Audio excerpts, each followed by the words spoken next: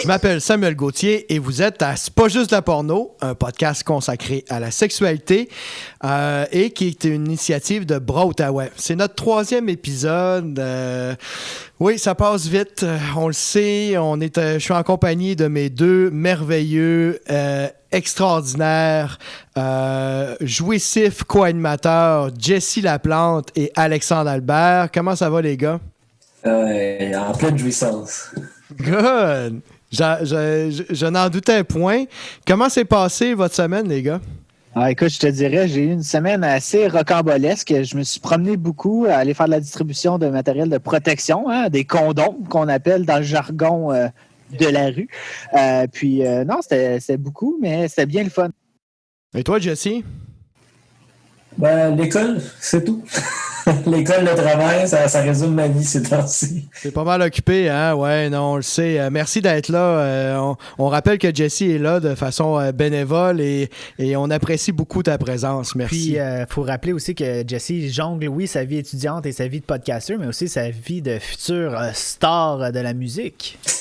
Ouais, ça, probablement quand vous allez écouter cet épisode-là du podcast, on va avoir déjà des nouvelles de son acceptation pour Star Academy. Déjà un double platine pour Jessie Laplante. Une grande carrière qui s'en vient. Je vous rappelle aussi que vous pouvez nous rejoindre sur notre ligne texto confidentielle Sexinfo Outaouais. Si vous avez des questions, des commentaires, du feedback, sentez-vous très bienvenue de le faire.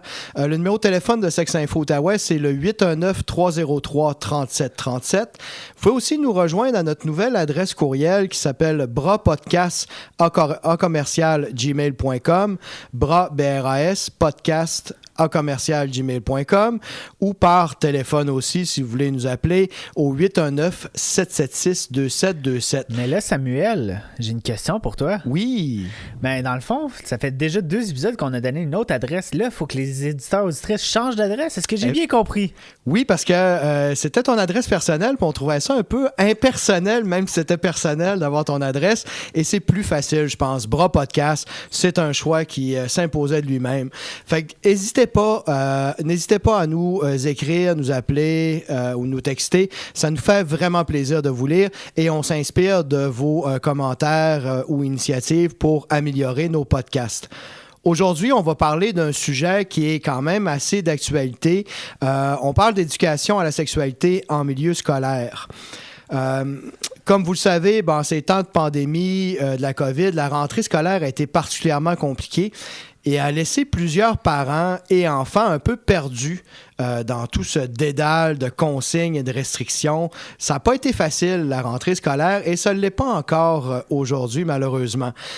Il y a une nouvelle réalité qui attendait nos jeunes et moins jeunes en cette nouvelle année scolaire.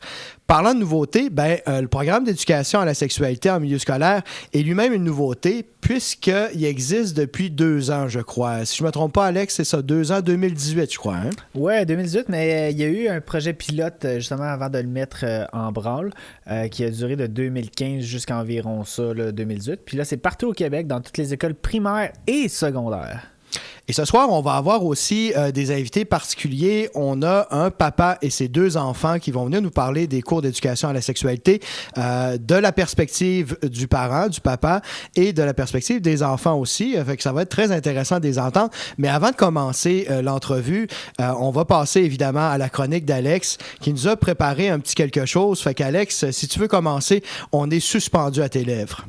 Oui, merci Samuel. Écoutez, aujourd'hui, on va vous parler d'éducation à la sexualité, puis c'est vraiment un sujet qui me tient à cœur parce que j'ai pas eu de cours d'éducation à la sexualité dans mon adolescence et même dans mon enfance. J'en ai eu par mes parents, de chance.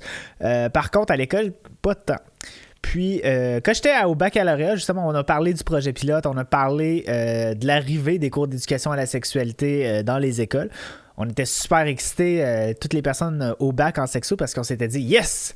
On va pouvoir rentrer dans les écoles, on va pouvoir avoir notre place comme sexologue dans les écoles pour parler de sexualité. » Mais malheureusement, c'est pas ça qui s'est passé. Juste un peu pour mettre la table sur qu'est-ce que c'est les cours d'éducation à la sexualité dans les écoles. C'est des cours qui se passent du préscolaire et ce jusqu'au 5e secondaire. Là, vous vous dites, oh my God, ils vont parler de sexualité avec mes jeunes de 4, 5, 6 ans. Oui, effectivement. Mais on va pas parler de nécessairement de pornographie ou d'ITSS à cet âge-là. En fait, les cours d'éducation à la sexualité, comment ça fonctionne, c'est qu'on suit le développement psychosexuel de la personne. Pour les personnes qui connaissent un peu la psychologie, chaque personne a un développement psychologique ou psychodéveloppemental. Mais nous, on suit vraiment le développement psychosexuel. Donc, à chaque âge, une personne comprend la sexualité de manière différente et est capable de comprendre différents concepts de façon différente. Je vous donne un exemple rapidement là, de qu'est-ce que les enfants vont apprendre dans le cursus. Par exemple, en deuxième année de primaire, on va parler de la grossesse et de la naissance. Hein? Ça, c'est un des thèmes qui revient pas mal souvent. Donc, par exemple, on va expliquer c'est quoi le développement du fœtus. On va expliquer justement comment que l'ovule et le spermatozoïde se rencontrent. Donc, on explique vraiment comment ça se passe. Mais, qu'est-ce qui est intéressant? C'est que, par exemple, en troisième année de primaire, on va parler des identités, des rôles, des stéréotypes sexuels et des normes sociales. Donc, on va parler ici, par exemple, des réalités LGBT. On va parler, par exemple, des familles, des différentes formes de familles. Oui, il y a la famille nucléaire, mais il y a les familles recomposées, les familles homoparentales, transparentales. Donc, on commence à parler vraiment plus de diversité. Et tout ça dans une optique de, justement, de créer des citoyens-citoyennes qui sont ouverts à la diversité. Le monde, c'est ça, souvent que je leur dis que l'éducation à la sexualité, c'est un aspect essentiel dans le développement, dans le cursus scolaire. Souvent, ils me disent « Ouais, mais c'est quoi la sexualité? » La sexualité, moi, je la vois vraiment dans 6 grands axes. Puis ces 6 grands axes-là se retrouvent dans le cursus scolaire. On ne fera pas un gros cours de 1 heure sur la sexualité. Je vais vous donner juste brièvement c'est quoi les grands axes de la sexualité ou les dimensions. Puis après ça, on va pouvoir regarder différents aspects du cursus scolaire. Donc, la première dimension de la sexualité, c'est la dimension la plus connue, puis celle qui a été traditionnellement enseignée dans les écoles.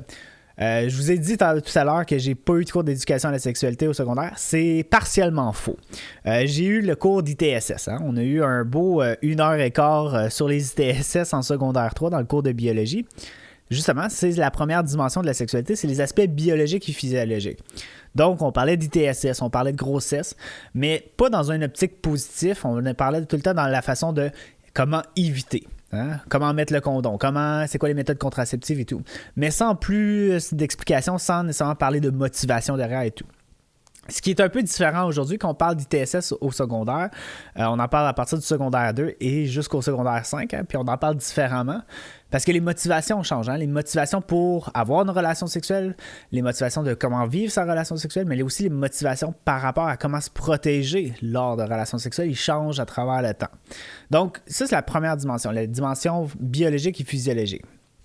Une dimension qu'on parle beaucoup justement dans le nouveau cours d'éducation à la sexualité, c'est les aspects psychologiques et affectifs. Donc ici, on va parler de l'orientation sexuelle, de l'identité de genre. On parle aussi de la communication, hein, le consentement. On en parle. Quelque chose que moi, on n'a pas parlé de consentement dans mon temps, dans mes cours d'éducation à la sexualité. Hein. Donc vraiment, c'est un aspect qu'on parle beaucoup et qui a beaucoup d'emphase justement dans les cours d'éducation à la sexualité. Il y a le développement cognitif la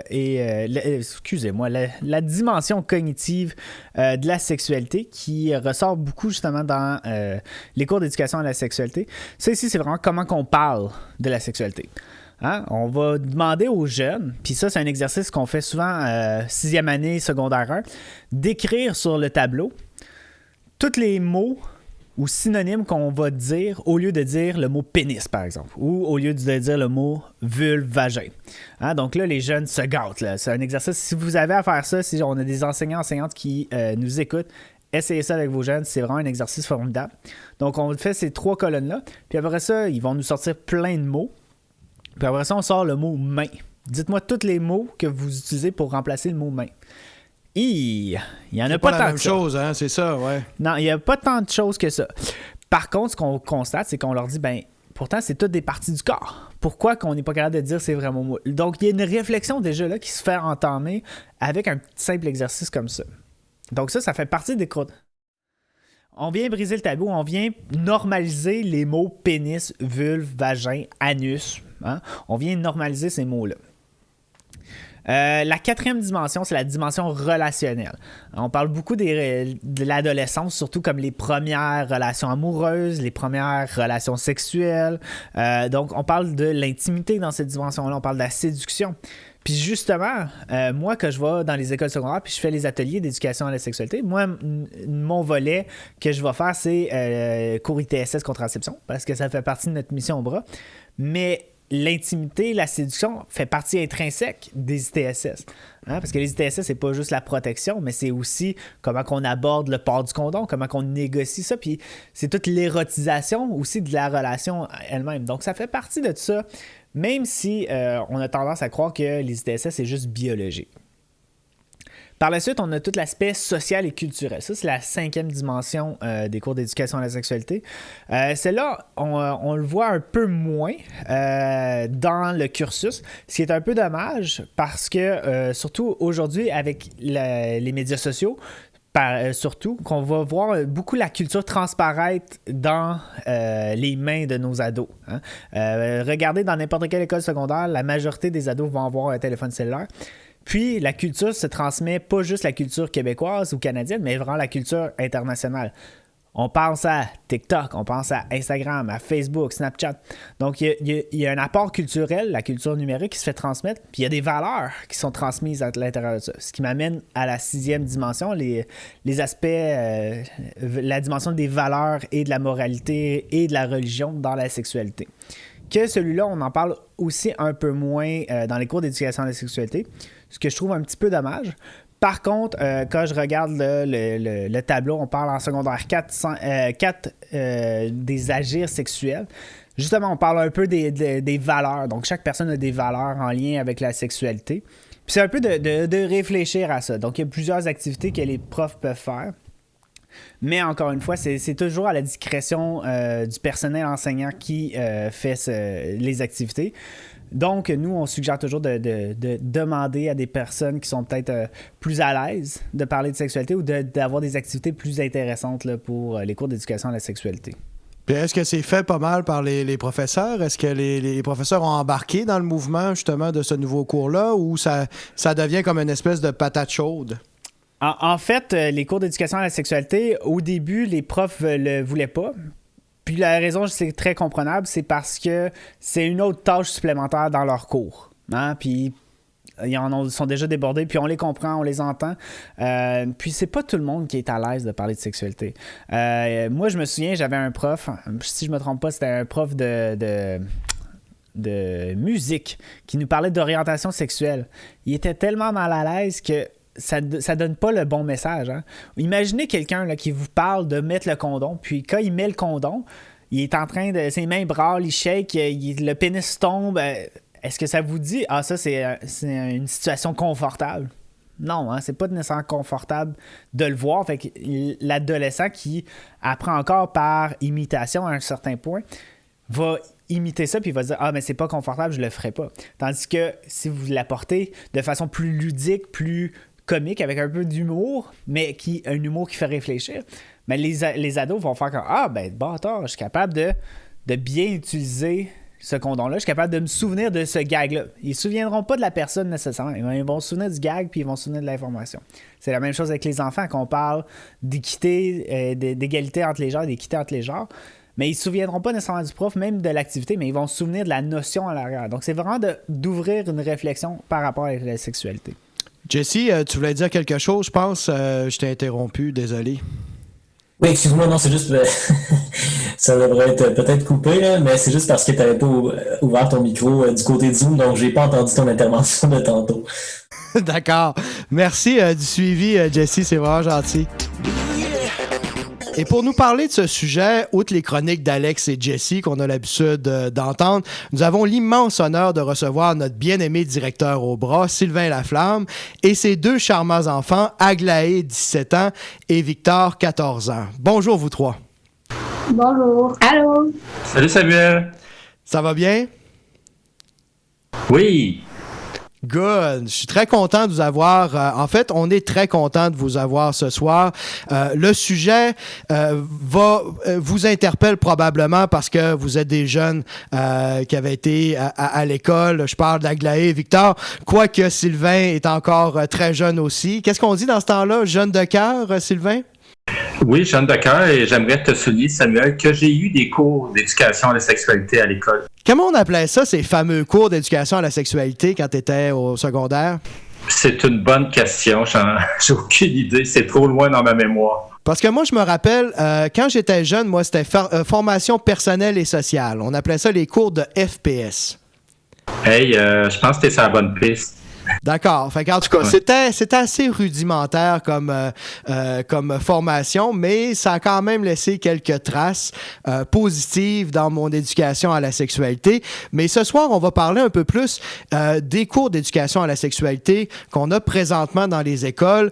Je pense que, si je me trompe pas, Alexandre, ça a commencé il y a à peu près 2 ans, les nouveaux cours. Oui, c'est ça. Il y a eu des projets pilotes depuis 2015, mais ça a été officiellement lancé là, partout au Québec en 2018. Donc, comme on a parlé un peu plus tôt là, dans l'épisode de tous les apprentissages qui sont faits là, dans le cadre du cours d'éducation à la sexualité, il y a 6 grands axes.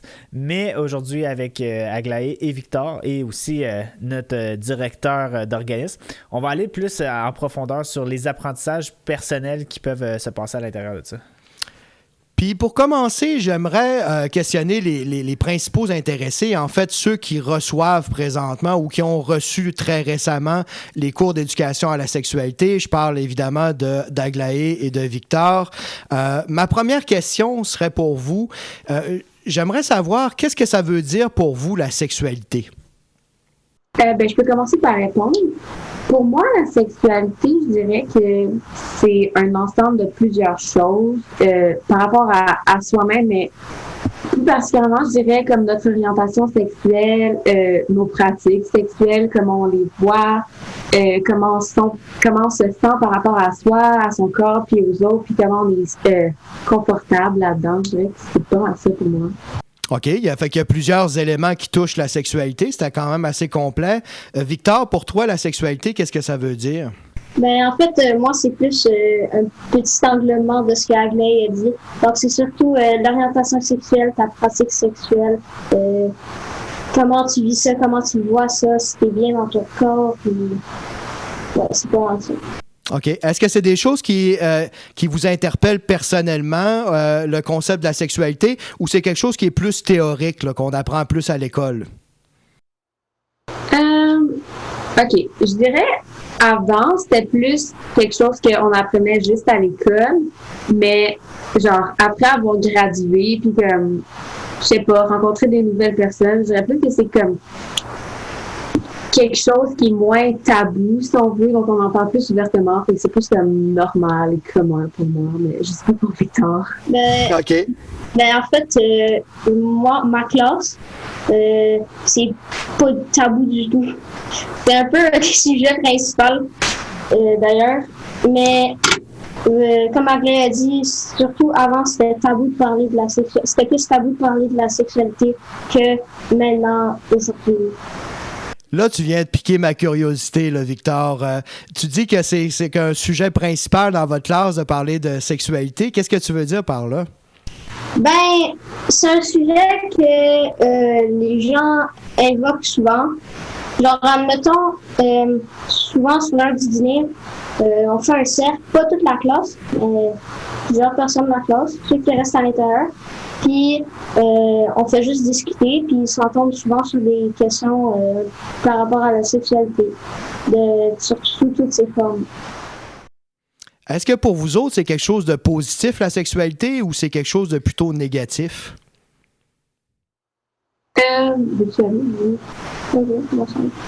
je vois plutôt ça positif parce que c'est intéressant à apprendre. Puis je pense que c'est quelque chose que tout le monde devrait savoir et parce que ça fait partie de l'anatomie du corps. Puis c'est sûr qu'un jour, tu vas avoir besoin de savoir des choses à propos de la sexualité. Wow, intéressant, oui. Et toi, Aglaé? Moi, j'ai l'impression que c'est vu négativement. Je sais pas si c'est juste dans ma tête, mais comme moi, je le vois positivement, mais comme j'essaie de comme m'arranger pour que les autres le voient aussi positivement. Parce que j'ai l'impression que comme beaucoup de gens le voient négativement. OK, il y a des gens qui voient ça négativement. Qu'est-ce que tu veux dire? C'est des commentaires ou... Ouais, comme sur les réseaux sociaux, un peu comme... genre, la première chose qui me vient en tête, c'est comme le slut-shaming, des trucs comme ça. Genre, je trouve que les gens, ils sont comme pas éduqués. Et que là, genre, ils propagent comme des trucs négatifs face à la sexualité, puis ça devrait pas l'être, là. OK, c'est intéressant que tu prennes parole aussi pour dénoncer ces choses-là. Alex, je pense que tu avais une question. Ben, moi, je suis très content qu'Aglaé, elle monte justement, elle parle de slut-shaming parce qu'effectivement, dans les écoles, moi, je vais faire des ateliers dans le cadre de mon projet au bras. Puis j'entends encore beaucoup, justement, de slut-shaming pour les auditeurs auditrices à la maison qui sont pas certains de ce que c'est le slut-shaming. En fait, c'est un peu ce qu'on va appeler en français le stigmate de pute. Donc, c'est de dire comme quoi qu'une fille, si elle a des relations sexuelles, parce que le slut-shaming est principalement axé envers les filles, mais si elle a des relations sexuelles, c'est une salope, c'est une pute, c'est une slut. Et au contraire, si elle n'a pas de relations sexuelles, ben c'est une prude, c'est une fille qui n'est pas assez prête, qui n'est pas willing, etc. Donc, on se trouve toujours quand on est une fille, puis je peux pas en parler, je ne le suis pas, mais d'être dans deux mondes. Soit on est la madone, ou soit on est la putain, là. C'est vraiment du noir et blanc, là. C'est ça, il n'y a pas de possibilité. Il n'y a pas de nuance, rien, là. Toi, Aglaé, là, vu que tu as apporté le sujet du slut-shaming, qu'est-ce que tu vois, là, justement, là, sur les médias sociaux en lien avec ça? Ben, qu'est-ce que je vois surtout, c'est sur TikTok, mettons que, genre, quelqu'un porte un chandail bedaine, un crop top, les gens vont être comme « Ah, t'es pour la rue, tu danses trop provocativement, ça veut dire que, genre, t'as eu plein de relations sexuelles, puis là, tu vaux plus rien. » Ou, par exemple, il y avait un cas d'une fille que ses photos intimes, comme avait été publié sur Twitter.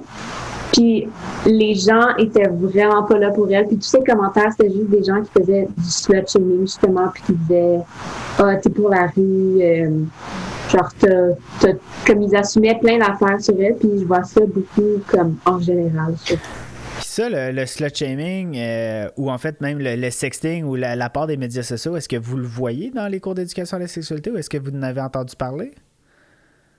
Moi, non. Moi non plus. Non, malheureusement, hein, c'est quand même quelque chose qui est pas trop discuté dans les cours. Hein. Mais vous, qu'est-ce que vous aimez justement dans les cours d'éducation à la sexualité que vous avez eu? Je pense. Mais honnêtement, je connaissais rien avant qu'il y ait ces cours-là. Fait que c'était vraiment pratique. Genre, j'ai aimé ça, genre, apprendre plus parce que j'étais vraiment innocente, mais je trouve quand même que ça aurait pu aller plus loin, là. Dans quel sens ça aurait pu aller plus loin? Ben, genre, dans tellement d'aspects, comme mettons, genre, parler des réseaux sociaux, ben, je trouvais que c'était vraiment comme la base. Je sais pas si comme, quand moi j'ai eu ces cours-là, c'est pas la même chose que comme les cours qui donnent maintenant. Mais... Ben, pour mettre la table là, à nos auditeurs auditrices, toi, t'as terminé le secondaire il y a quoi, 2 ans? J'ai terminé le secondaire cette année. Cette année, donc c'est ça. T'as eu la fin un peu des cours d'éducation à la sexualité du cursus régulier, là. Je pense que oui. J'ai eu genre ces cours-là comme mélangés dans les cours de sciences, puis un peu d'éthique aussi. Puis genre des fois, si ça arrivait en classe, les autres professeurs en parlaient, mais c'est pas mal ça. Ouais. Puis toi, Victor, y a-tu des cours que tu as eus qui étaient intéressants? Ouais, ben, c'est pas mal ce qu'elle a dit, sauf que je trouve que j'en apprends vraiment plus. Comme si je compare ça au primaire, c'est sûr qu'au primaire, on n'avait pas vraiment atteint notre maturité, donc ils voulaient pas trop nous avancer dans le sujet. Mais tandis qu'au secondaire, j'ai l'impression qu'ils développent plus ce qu'ils veulent démontrer. Puis j'ai vraiment aimé mon cours de l'année passée. Ben, genre, j'ai plus appris. Puis c'était quoi ce cours-là? De quoi vous avez parlé? La partie que je me rappelle, c'était surtout sur les parties génitales, donc le vagin. Et je pense que c'était l'anatomie du vagin, mais je suis pas sûre. Ben, c'est intéressant. C'est intéressant. Mais là, Aglaé, elle a dit justement qu'il manquait de l'éducation en lien avec la sexualité, il manquait des thématiques. Selon toi, Victor, c'est quoi qui manquerait ou qu'est-ce que tu aimerais apprendre que justement tu n'as pas appris encore dans les cours d'éducation à la sexualité? Ben, d'après moi, ça serait plus la sexualité, mais plus socialement parlant. Donc, plus vers accentuer sur ton orientation sexuelle, sur du body shaming, admettons, ou ouais, pas mal ça. Ah, on parle à des jeunes très allumés ce soir sur beaucoup d'enjeux sociaux. Je suis vraiment content là, de vous parler là-dessus. Je vois le parent, Sylvain, qui lève sa main pour parler. Hein? On va lui donner la parole. Oui, ben écoute, je pense que mes enfants sont en train de m'éduquer sur beaucoup de termes actuellement. Le body shaming, je sais pas c'est quoi. Puis je voudrais te demander c'est quoi, Alexandre ou Alex ou Victor. Qu'est-ce que le body shaming? Vas-y, Victor. Ben, de ce que je sais, le body shaming, c'est plus sur les réseaux sociaux que ça arrive. C'est, admettons, comme tu dis à la personne que tes formes sont trop petites, ton nez est trop gros, ton front est trop gros, t'as des trop petites fesses. Ben, moi, je dirais que c'est comme l'idée qu'il y a un corps parfait. Puis, les gens, pas les gens, là, mais il y a quand même beaucoup de trolls en ligne qui vont juste vraiment comme tout pointer puis dire que parce que t'as cette caractéristique-là, ben genre t'es pas correct, des trucs comme ça, t'es dégueulasse, des choses comme ça. Ouais, dans le fond, le body shaming, on l'a vu, une émergence de ces attaques-là, surtout à cause de médias sociaux comme Instagram ou TikTok. Puis justement, c'est qu'on a un corps idéal idéalisé par des influenceurs et influenceuses. Puis que justement, il va y avoir des trolls, comme Aglaé a dit, qui vont venir justement ressortir tous les points qui pourraient être négatifs.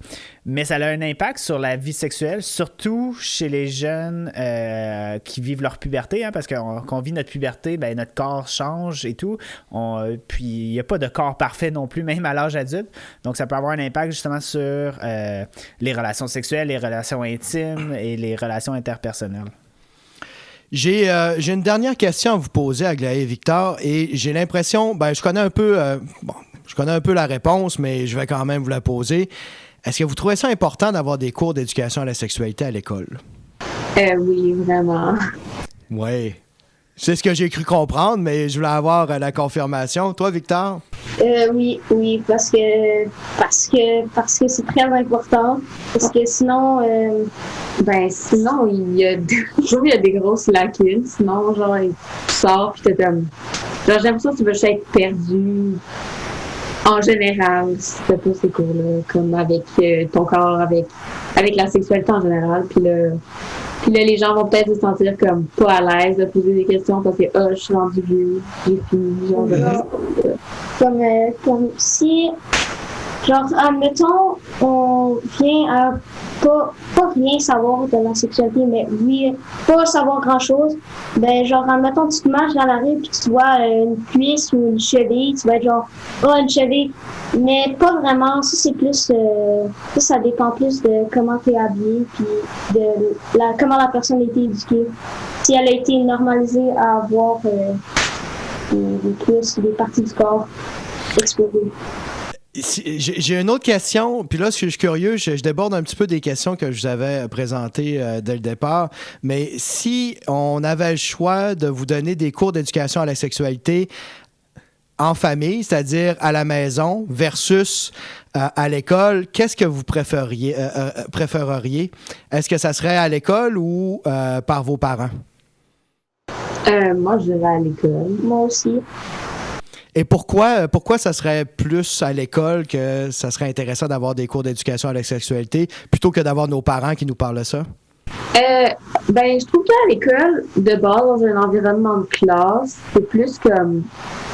Mettons, le prof, il dit quelque chose, puis toi, tu as une question, j'ai l'impression que tu vas être plus à l'aise à demander à un enseignant avec tes amis autour que de demander à tes parents. Puis tu sais, si t'es pas à l'aise de demander à ton enseignant, c'est comme il y a une vingtaine d'autres personnes dans la pièce qui vont peut-être demander des trucs que tu te demandes.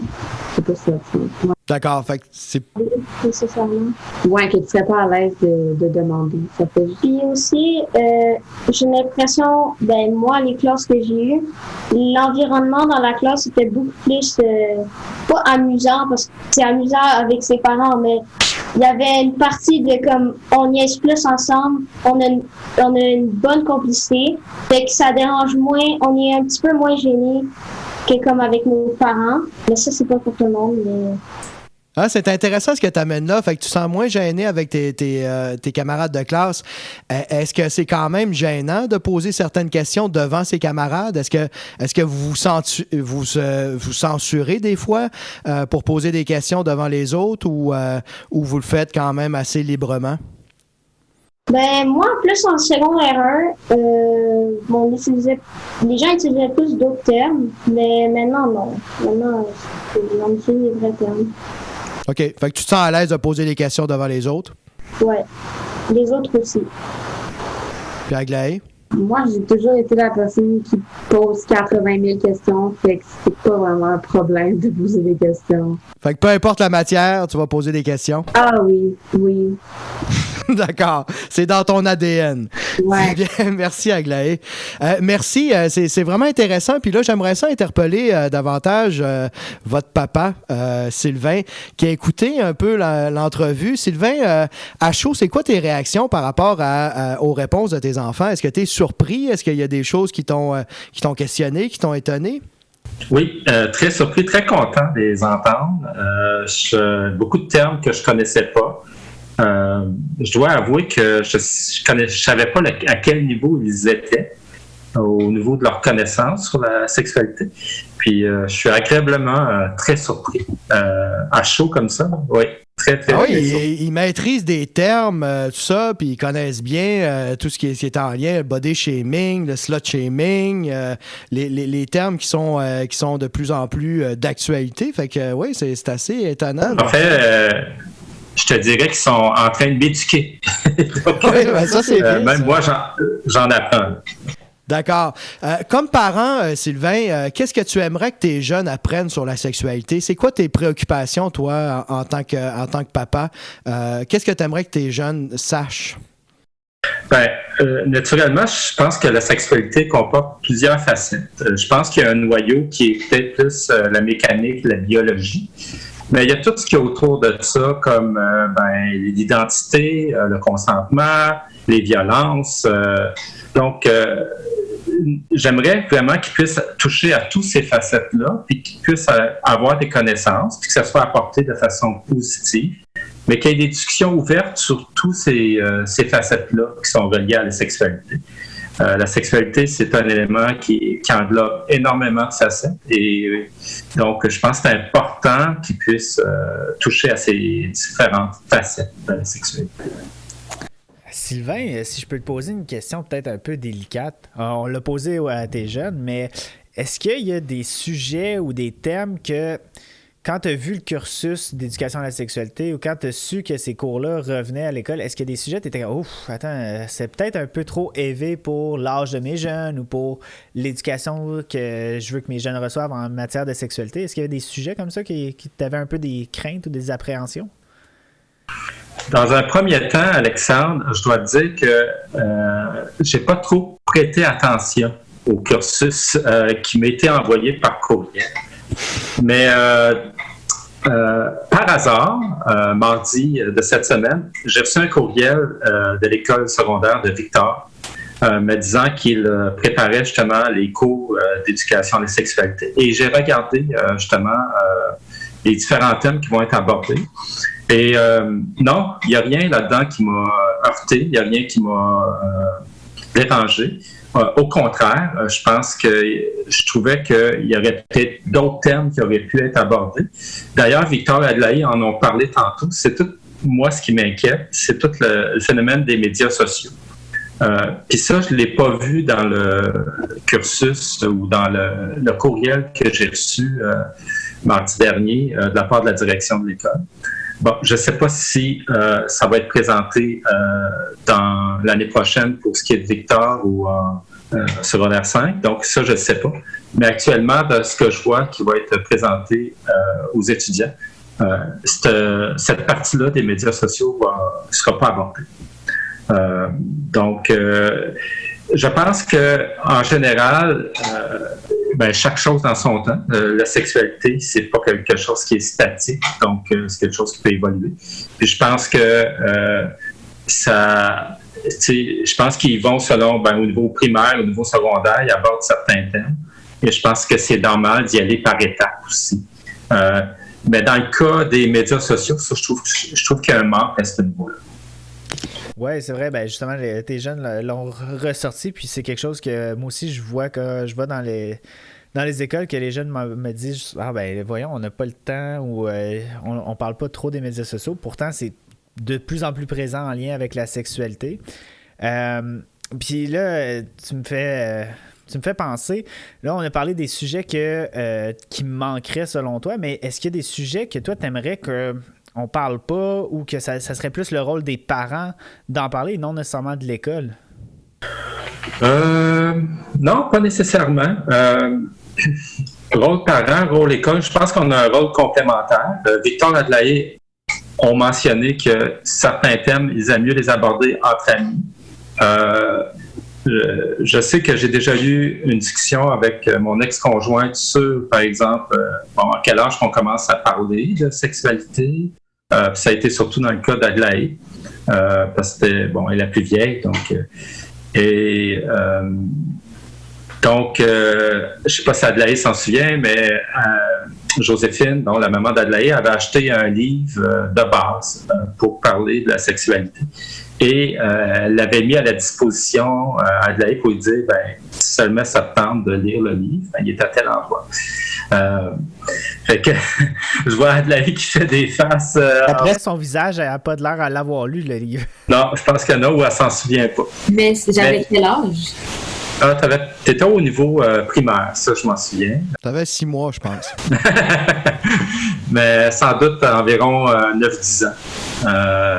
C'est très longtemps, donc ça se peut que ta mémoire ait oublié. Mais j'avoue que même comme parent aussi, ça peut être malaisant d'aborder certains thèmes. En tout cas, moi, je le vis avec certains malaises.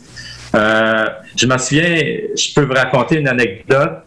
On est en visite chez des amis et on écoute à la télé des beaux malaises. Adelaé est devant la télé, à 2 pouces de la télé. Et dans les beaux malaises, l'humoriste, le nom m'échappe, mentionne, il est chez sa psychologue, puis elle lui demande « Est-ce que tu te masturbes? » Et Adelaé se retourne vis-à-vis la visite et elle dit « C'est quoi la masturbation? » Et c'est quoi se masturber?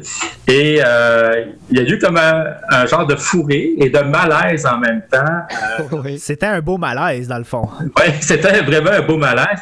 Et donc, la dame chez qui on était est partie à rire, mon ex-conjoint est parti à rire. J'ai rattrapé la balle au bon. Je trouve que je m'étais bien débrouillé cette fois-là en disant, mais écoute, c'est toucher les parties intimes et avoir du plaisir. Mais effectivement, des fois, l'enfant peut poser une question banale, tout ça, puis il faut avoir quand même certaines habiletés pour y répondre, puis je pense être dans la vérité avec l'enfant. Mais en même temps, je pense que c'est ça. Je pense que chaque chose en son temps. Puis il y a des sujets, je pense qu'on n'a pas à aborder maintenant, mais que ça va être abordé plus tard dans leur vie. Et c'est tout à fait normal aussi, parce que comme je disais tantôt, pour moi, la sexualité, c'est pas quelque chose de statique, donc ça évolue.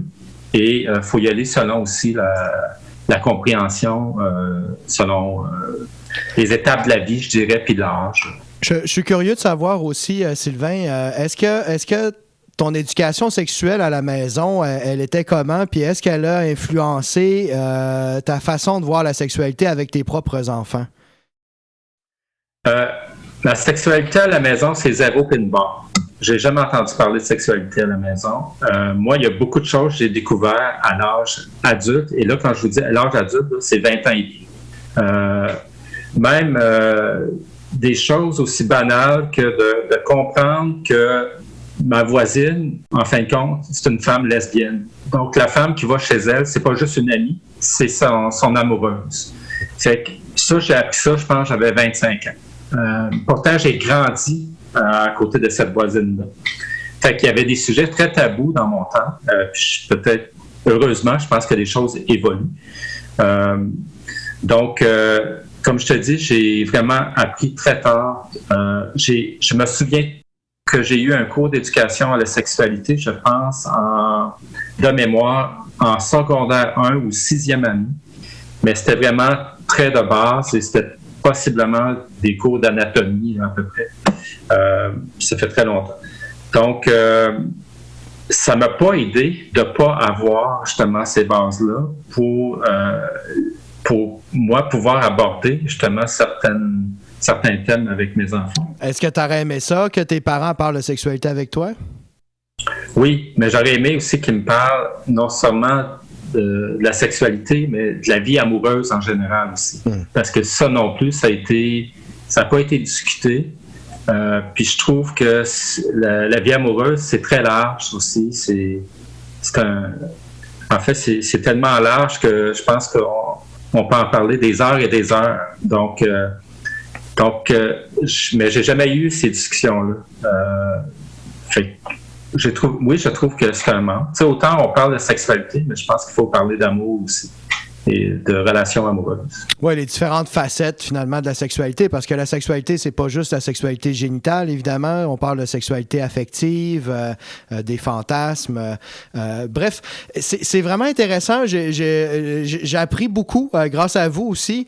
J'aime ça voir comment les cours d'éducation à la sexualité, si je comprends bien, vous ont appris des choses et aident aussi et sont un support, supportent en fait l'éducation à la sexualité chez les parents aussi, qui des fois n'ont pas eu énormément d'informations ou d'éducation à ce sujet-là. Fait que je pense qu'on peut voir ça quelque chose comme un plus dans le milieu scolaire, dans le cursus scolaire aujourd'hui. Sylvain, tu voulais rajouter quelque chose?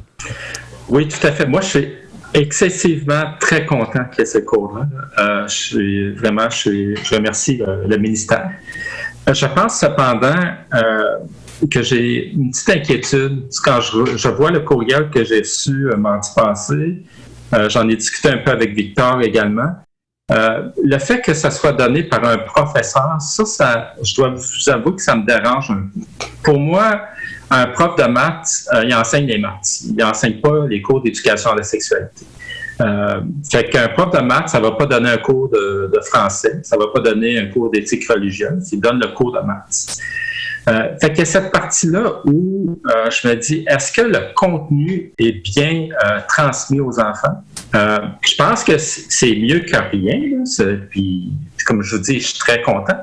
Mais par contre, au niveau du sérieux et au niveau de l'exactitude des renseignements qui peuvent être apportés, moi, je trouve que le ministère devrait apporter beaucoup plus d'attention sur qui donne le cours d'éducation à la sexualité.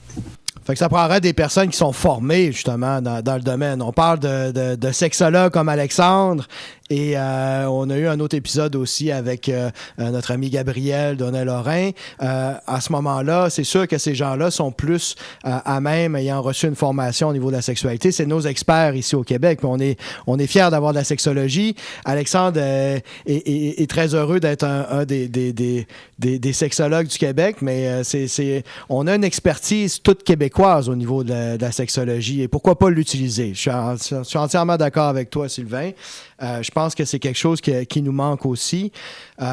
J'aimerais terminer notre entrevue par des remerciements. J'ai beaucoup apprécié votre présence. Ça a été le fun, ça a été très éclairant de vous avoir ce soir. J'aimerais aussi vous dire à bientôt.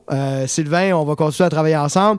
Aglaé et Victor, j'espère que vous continuerez à venir faire de tours de temps en temps au bras. Ça sera toujours un plaisir de vous voir. Fait que je vous remercie, puis j'espère que vous allez passer du bon temps dans ces apprentissages-là au niveau de la sexualité. Et à bientôt. Merci Samuel. Merci Alexandre. Merci à vous. Bye. Ouais, bye. La capsule culturelle de Jesse. Jesse, tu nous as préparé un petit quelque chose aujourd'hui. Est-ce que tu nous partages quelque chose en lien avec le théâtre, avec les films maintenant, ou tu vas dans d'autres arts? Si on s'en va voir le théâtre. Est-ce que vous je sais que c'est un univers des fois, en fait, que j'ai déjà abordé auparavant. Il y a quelque chose de très pertinent que j'ai trouvé sur le sujet, donc ça va me faire extrêmement plaisir de vous le partager. Et puis, petite note en bas de page, si je peux dire comme ça, le théâtre, j'ai déjà un parti pris pour le théâtre, ayant fait du théâtre pendant de nombreuses années. À l'aise de poser des questions devant les autres. Dès que je vois des occasions pour moi de partager quelque chose au plan théâtral, ben c'est encore plus un bonheur pour moi. Donc, bref, je plonge. J'ai découvert peu importe la matière, tu vas poser des questions. Qui s'appelle Guide d'éducation sexuelle pour le nouveau millénaire. Merci, merci, c'est vraiment intéressant. Puis là, j'aimerais ça interpeller davantage votre papa, Sylvain. C'est un texte qui a été écrit par l'entrevue. Sylvain, à chaud, c'est quoi tes réactions par rapport aux réponses de tes enfants? Est-ce que tu es surpris? Est-ce qu'il y a des choses qui t'ont questionné, qui t'ont étonné? Les eaux et ici. Donc, 2 pièces que malheureusement je ne connais pas, mais peut-être que ceux qui nous écoutent aujourd'hui vont les reconnaître. Et puis, c'est une production du théâtre PAF, ou PAF, qui est une troupe de théâtre montréalaise. Et les comédiens, pour cette pièce-là, en fait, on a juste 3. On parle ici de Samuel Brassard, Chloé Bachy. Ils maîtrisent des termes, ça, puis ils connaissent bien. Et puis cette pièce-là, elle est destinée aux adultes, mais surtout aux adolescents. Et c'est présenté, en fait, ça a été présenté plus tôt cette année. Ouais, parce que là, on est techniquement, je sais pas, on est peut-être en décembre, on est en hiver 2020, presque 2021. Il fait pas chaud. Ouais, c'est exact. Donc là, on parle en fait d'un an passé. C'est quoi tes préoccupations le 18 février en tant que papa? Jusqu'au 7 mars t'aimerais que tes jeunes sachent? À la salle Fred Barry du théâtre Denis Pelletier. Fait que c'était juste avant le COVID, là, en fait. Ça a terminé. Exact. Puis on l'a évité de justesse, là, finalement. La pièce a pu être présentée parce que là, on sait qu'en contexte de pandémie, les pièces ont toutes, si on veut, été reportées temporairement. Puis après ça, il y a eu ça a été reporté encore une 2e fois, étant donné que la pandémie s'étendait, tout ça. Donc, ça l'a évité de justesse. Oui, effectivement. Et puis, en fait, je travaille également pour la ville de Gatineau, dans le milieu artistique, justement, dans les salles de spectacle.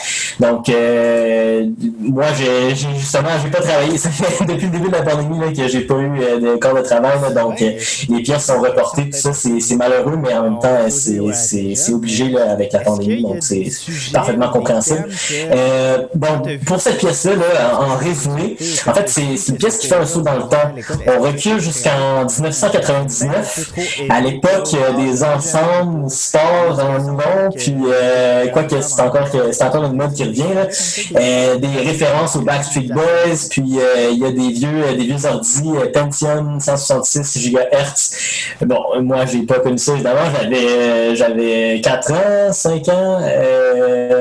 La pièce commence avec le bruit d'un modem 56K. Donc, je sais pas si il y en a qui nous écoutent ou si vous, Samuel et Alex, si vous vous rappelez, mais le petit bruit qui griffe là, quand tu essaies de te connecter sur Internet avec ton ordi, ça passe sur la ligne de téléphone. Là. Oui. On va demander à notre monteur s'il peut nous faire un petit démo de ce son-là.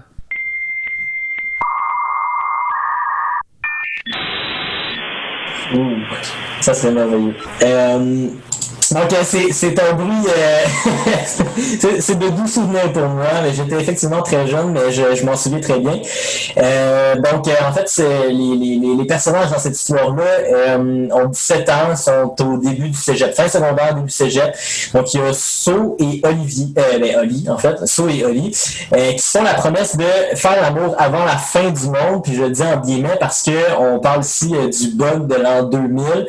C'est pas quelque chose qui m'est familier terminé malheureusement, ça fait trop longtemps pour moi, mais c'était quelque chose qui était une réalité à l'époque. Donc il y avait une certaine peur là, qui était liée à ce changement de millénaire. C'était quelque chose. Pour l'avoir vécu, là, on avait parlé pendant une bonne année quasiment avant le fameux bug. Il s'est rien passé finalement, mais en tout cas, je te laisse continuer. C'est ça. Voilà. Puis là, ben, ça rappelle finalement le titre de la pièce, le guide d'éducation sexuelle pour le nouveau millénaire. Donc c'est pour ça un peu le retour dans le temps.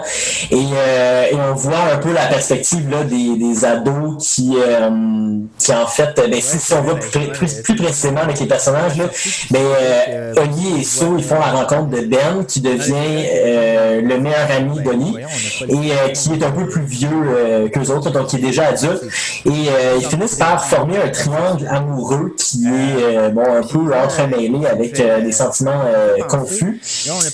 Donc en fait, la pièce aborde et normalise la découverte et l'exploration des adolescents dans l'univers de l'orientation sexuelle, de la sexualité, du désir, de l'amour, et puis comme mentionné un peu plus tôt, là, la confusion qui peut émerger entre le désir et l'amour.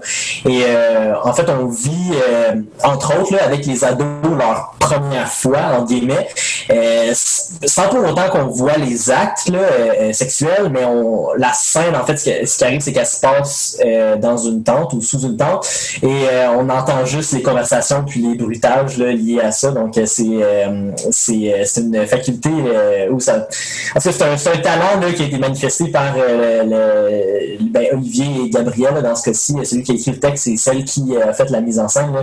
Donc c'était un beau coup de leur part d'être capable de montrer la réalité sexuelle sans la montrer de façon comment je peux dire explicite, mais suffisamament pour qu'on sache exactement ce qui se passe puis qu'on soit vraiment qu'on entre dans l'univers. Ce que j'ai trouvé particulièrement intéressant, parce que, pour être bien franc, le théâtre de Denise Pelletier, je connaissais pas son existence. Quand j'ai regardé le site web, j'ai remarqué que, en fait, le théâtre avait une billetterie grand public et une billetterie scolaire. Donc, il semblait avoir un certain désir là, d'attirer et de s'adapter au milieu scolaire, d'avoir une certaine influence sur les ados. J'ai vu qu'il y avait une section intitulée Espace Prof, puis je suis allé un peu fouiner là, de ce côté-là, et puis on peut y trouver le cahier du théâtre de Denise Pelletier, là, et les formations qui sont offertes aux enseignants pour leur permettre d'intégrer ensuite des connaissances dans le cadre de leur projet scolaire, évidemment des connaissances liées au théâtre. Un guide plutôt sur comment avoir une sortie, disons, scolaire réussie. Et on va parler par exemple de la préparation en classe, du transport, du rôle des accompagnateurs, du comportement en salle, la rencontre avec les artistes. C'était un beau malaise. Il y avait une section outils, une belle panoplie d'outils d'ailleurs. On va voir par exemple des conférences préparatoires en classe pour permettre aux élèves de comprendre le contexte de la pièce et d'en apprendre sur l'auteur et tout ça avant, évidemment, d'aller voir la représentation. Il va y avoir aussi des ateliers exploratoires sur le processus de création au théâtre qui est offert aux étudiants du secondaire et du collégial. Donc, évidemment, il y a des coûts qui sont rattachés à ça, mais c'est offert aux écoles si c'est quelque chose qui intéresse les professeurs là, dans le cadre de leur cours. C'est en fait un complément. Ça peut être un très bon complément au cours d'éducation à la sexualité. Là. Ben, absolument, oui. C'est ça. Puis, il y a des visites guidées, des stages d'une journée. Puis, comme mentionné aussi, il y a des rencontres avec les artistes. Donc, finalement, là, c'est vraiment un média, une plateforme, un lieu qui semble connaître son potentiel d'influence chez les jeunes gens. Et j'étais heureux de voir que le théâtre tentait d'exploiter ce type d'influence pour briser les tabous, notamment dans le cadre de cette ton éducation sexuelle à la maison, elle était comment? Donc, ça me semble être une pièce super intéressante. Je ne sais pas s'il y aura d'autres représentations. J'ai l'impression que c'était peut-être un one-time deal, mais en tout cas, ça a eu certainement son impact chez les jeunes. Là. Donc, ça a été, comme j'ai mentionné, là, ça a été représenté plus tôt en 2020. Puis il y a d'autres pièces qui mettent en scène des personnages adolescents aussi qui sont présentés là, à ce théâtre-là. Donc, bref, c'était une belle découverte pour moi, puis j'espère que ce sera une belle découverte pour vous. Évidemment, on peut partager les liens là, pour aller en savoir plus là, sur cette les pièce-là. outils sont encore disponibles, Jesse, présentement en ligne? Ou, oui, c'est juste que il y a des choses qui ne sont malheureusement plus offertes là, étant donné le contexte de pandémie. Je ne sais pas s'il y a des choses même qui sont offertes en ce moment. C'est sûr que toute l'information est encore là, mais il n'y a pas de... Je ne sais pas si c'est possible nécessairement de céduler quoi que ce soit là, en ce moment-là, disons. OK, d'accord. Mais c'est intéressant. Peux-tu nous rappeler le titre de la pièce? Oui, donc c'est Guide d'éducation sexuelle pour le nouveau millénaire. Good. Écoute, merci Jesse. Je pense qu'on commence à être pas mal outillé avec la chronique d'Alex, la tienne, et le témoignage des enfants et de Sylvain, notre parent bien-aimé, directeur du Bras. Écoute, on va passer maintenant à la conclusion. Ça met fin, en fait, à notre épisode de ce soir. Merci à nos invités, Sylvain, Aglaé, Victor, à nos deux amours de chroniqueurs, Jesse et Alexandre. Merci aussi à notre monteur qui n'est pas là ce soir, mais qui travaille fort présentement à Montréal, Ashley Gauthier. Monteur et DJ officiel. Vous pouvez taper Ashley Gauthier, vous allez trouver de l'information sur lui, sûrement sur Facebook. Un gros merci à nos partenaires, sans quoi l'aventure ne serait pas possible. Max Ottawa, qui est notre partenaire principal pour le podcast, et la clinique de santé sexualité du Plateau, qui est une clinique privée à Hall, qui offre des services de dépistage et d'ITSS. J'aime ça voir comment les cours d'éducation à la sexualité, si je comprends bien, vous ont appris des choses et aident aussi et sont un support, supportent en fait l'éducation à la sexualité chez les parents aussi, qui des fois n'ont pas eu énormément d'informations ou d'éducation à ce sujet-là. Fait que je pense qu'on peut voir ça quelque chose comme un plus dans le milieu scolaire, dans le cursus scolaire aujourd'hui. Sylvain, tu voulais rajouter quelque chose?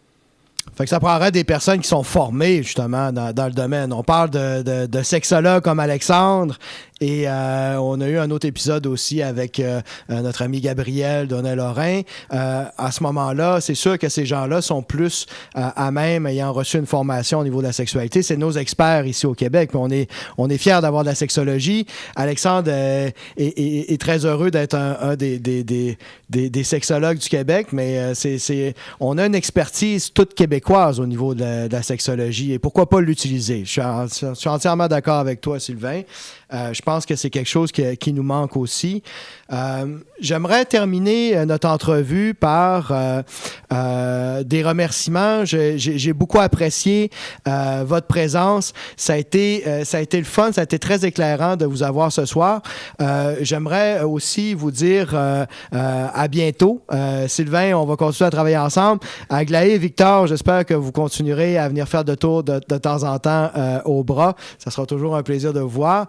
Fait que je vous remercie, puis j'espère que vous allez passer du bon temps dans ces apprentissages-là au niveau de la sexualité. Et à bientôt. Bye. Merci à vous. Bye. Ça met fin à notre épisode de ce soir. Un gros merci à nos invités Sylvain, Aglaé, Victor. J'aimerais remercier aussi nos deux amours de chroniqueurs, Jessie et Alexandre. Merci à notre travailleur de l'ombre, Ashley Gauthier, qui est le monteur pour les épisodes de podcast. DJ aussi de profession, vous pouvez le trouver sur Facebook. Un gros merci à nos partenaires. Le partenaire principal, Max Ottawa, qui nous aide financièrement. On a la clinique de santé sexualité du plateau aussi qui nous a donné une généreuse contribution. La clinique de santé sexualité du plateau qui est une clinique privée située à Hull qui font du dépistage et toutes sortes de traitements au niveau de la santé sexuelle. D'ailleurs, la santé sexuelle sera à l'honneur à notre prochaine émission. Nous parlerons d'ITSS et de dépistage. J'aimerais aussi vous mentionner, de vous rappeler de parler de notre podcast à vos amis. Nous sommes sur Spotify, Apple Podcasts, bref, sur toutes les plateformes de podcasts qui existent à travers les interwebs. Et je vous rappelle le sondage aussi que nous avons mis en ligne et qui se retrouve sur notre page Facebook du Bras Outaouais. Je vous dis là-dessus, je m'appelle Samuel Gauthier et je vous dis à la prochaine.